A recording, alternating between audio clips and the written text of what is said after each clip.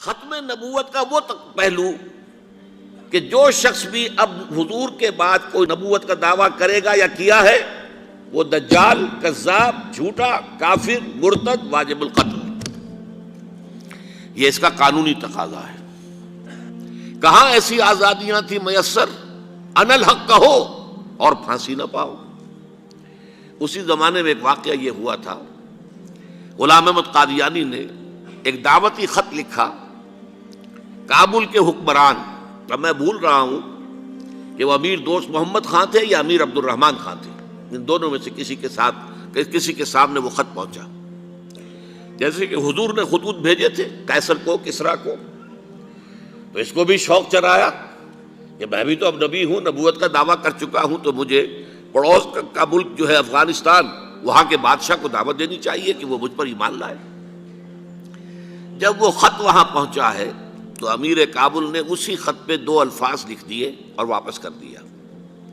الفاظ کیا تھے؟ این جا بیا، یہاں آؤ ذرا اور یہاں آ کر تم دعویٰ کرو نبوت کا۔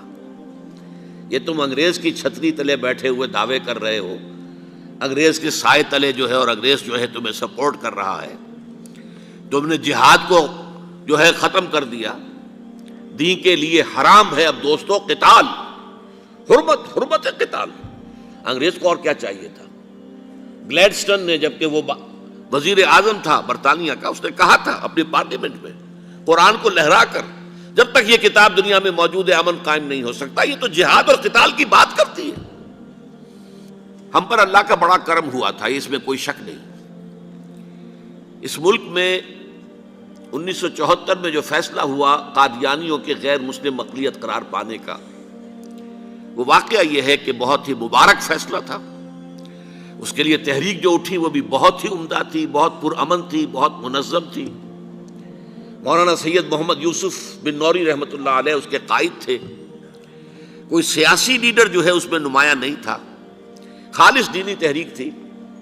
پھر اس وقت ہمارے ہاں حکمران ذوالفقار علی بھٹو، حالانکہ خالص سیکولر ذہن کا آدمی، اور قادیانیوں نے اسے سپورٹ کیا تھا 1970 کے الیکشن میں۔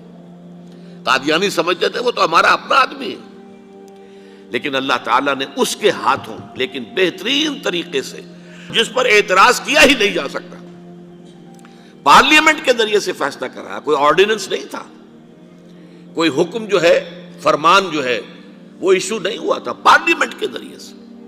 اور پارلیمنٹ کی ایک کمیٹی بنائی گئی جس میں کہ موقع دیا گیا کہ قادیانیوں کے سربراہ بھی آ جائیں، لاہوریوں کے سربراہ بھی آ جائیں۔ یہ دونوں سیکٹ جو ہیں قادیانیت کے، پہلے قادیانی تھے اب وہ ربوائی ہیں، ربوے والے ہیں۔ لاہوری جیسے پہلے لاہوری تھے آج بھی لاہوری ہیں۔ ان دونوں کے سرکردہ لوگوں نے آ کر وہاں پر اس کمیٹی کے سامنے پیش ہو کر بیانات دیے اور کہا، کھل کر کہا۔ ناصر احمد اس وقت جو ہے خلیفہ تھا ان کا، مرزا طاہر احمد کا غالباً بڑا بھائی مرزا ناصر احمد۔ انہوں نے کہا ہم نبی مانتے ہیں، غلام احمد قادیانی کو ہم نبی مانتے ہیں، ڈنکے کی چوٹ کہا۔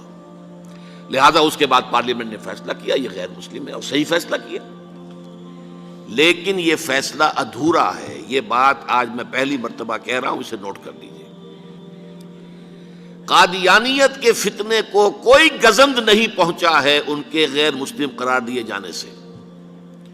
وہ فتنہ جوں کا توں پنپ رہا ہے، جوں کا توں پھیل رہا ہے، جوں کا توں وہ اپنے سرطان کی جڑیں پھیلا رہا ہے ہمارے معاشرے میں۔ اور ویسے یہ کہ عالمی سطح پر انہیں بڑی سرپرستی حاصل ہو گئی ہے، پوری دنیا جو ہے مغربی دنیا وہ ان کی سرپرستی کر رہی ہے۔ لیکن یہ کہ اندرون ملک بھی اس فتنے کا قلع قبا اگر ہو سکتا تھا تو صرف اس وقت جبکہ اس فیصلے کا جو قانونی اور منطقی تقاضا ہے وہ بھی پورا کیا جاتا، اور وہ یہ کہ مرتد کو قتل کی سزا دی جاتی۔ اسلام میں مرتد کی سزا قتل ہے۔ كالنار وضية سارت في العزم فتية طارت كالصقر أبية أهلا أهلا قافلتي يا قافلة المهنية خلوا كسلا أو نوما ما فاز كسول يوما ودعوا نقدا أو لوما فالله معين قوما خلوا كسلا أو نوما ما فاز كسول يوما ودعوا نقدا أو لوما فالله معين قوما فالله معين قوما